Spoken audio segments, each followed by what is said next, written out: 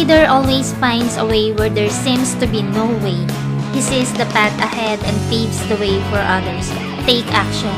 One thing is not enough. Act upon your goals. I'm Michelle Yu of Team Flash Out, Korea.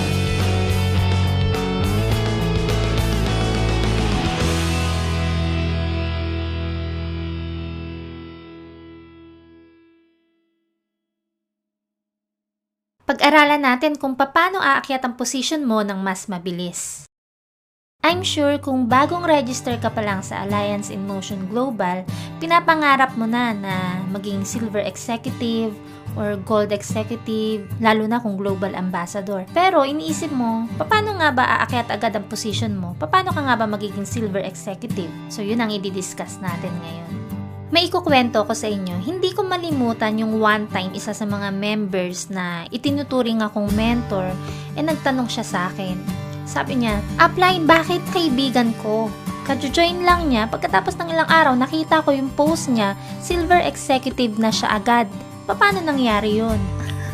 So ako naman, medyo natawa ng konti kasi yung reaction niya parang gulat na gulat siya. Pero heto yung explanation niyan kung bakit. Ang maling akala ng iba, ang pag-akyat ng position ay nakadepende sa dami ng members na napapajoin. Pero hindi po ito totoo.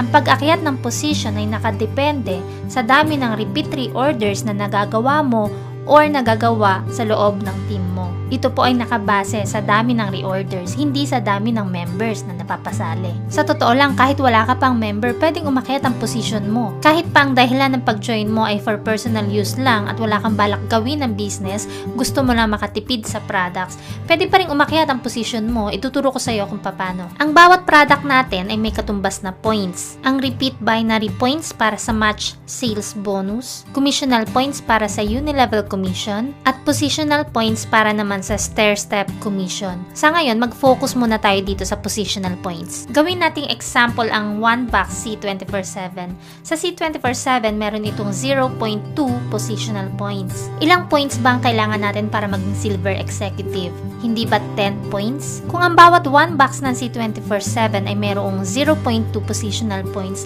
ilang box ng C24/7 ang kailangan mo para makabuo ka ng 10 points? Sa kada 1 point, ito ay may katumbas na 5 boxes of C24/7. Kaya para ma-reach mo ang Silver Executive level, kailangan mo ng 50 boxes of C24/7. Kaya kung gusto mong umakyat agad ang position mo sa Silver, pwede kang mag-reorder ng 50 boxes C24/7 ng isang bagsakan lang. O kahit na anong combination ng products, basta aabot ito sa 10 positional points, automatic magiging Silver Executive ka na agad. Pero kahit naman hindi ka mag-reorder ng isang bagsakan ng 50 boxes C24/7, as long as continuous ang reorder mo at ganun din ang mga leaders sa loob ng team mo, aakyat at aakyat ang position mo from Silver Executive up to Global Ambassador. Heto naman ang pangalawang example kung paanong ikaw at ang mga members mo ay pwedeng maging Silver Executives agad. Panoorin mo itong mabuti. Okay, halimbawa ako at 4 sa mga members ko ay gusto agad maging Silver Executives. Ang pwede namin gawin, bibili kami ng 50 boxes ng C24/7 at paghahatian namin to sa 5. Kung 5 kaming maghahati-hati, kailangan mag-reorder ang bawat isa ng tig sa 10 para makabuo kami ng 50. Ngayong meron na kaming 50 boxes ng C24/7, ang gagawin namin, ipapasok namin lahat ng 50 boxes na yon sa pinakaibaba kay Sir Vong. So ibig sabihin, lahat ng points ng 50 boxes na yon sa kanya mapupunta, sa kanya ilalagay. Kaya automatic si Sir Vong magiging Silver Executive, at kapag naging Silver Executive siya, pati si Sir Joy magiging Silver, si Ma'am Cynthia, si Ma'am Rosemary, at ako. Pero kung gagawin nyo ito sa loob ng team mo, huwag niyong kakalimutan na ito ay applicable lang sa direct. Ibig sabihin, si Sir Vong kasi, ang direct sponsor niya ay si Sir Joy. Si Sir Joy naman, ang direct sponsor niya si Ma'am Cynthia.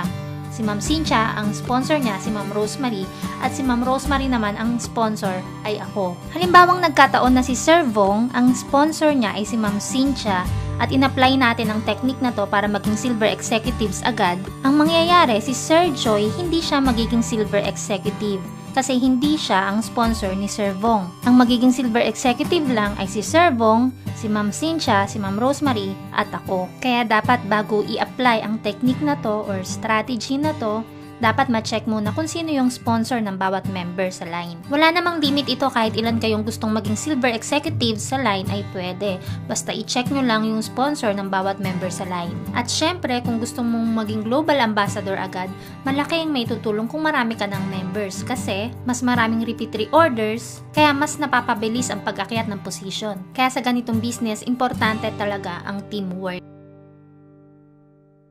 Excited ka na ba maging silver executive? Mas may excite ka kapag na-experience mo na maging gold executive, lalo na global ambassador. Kaya, good luck! And for more video tutorials, please subscribe or follow me on Facebook. I'm Michelle Yu of Team Flash Out, Korea.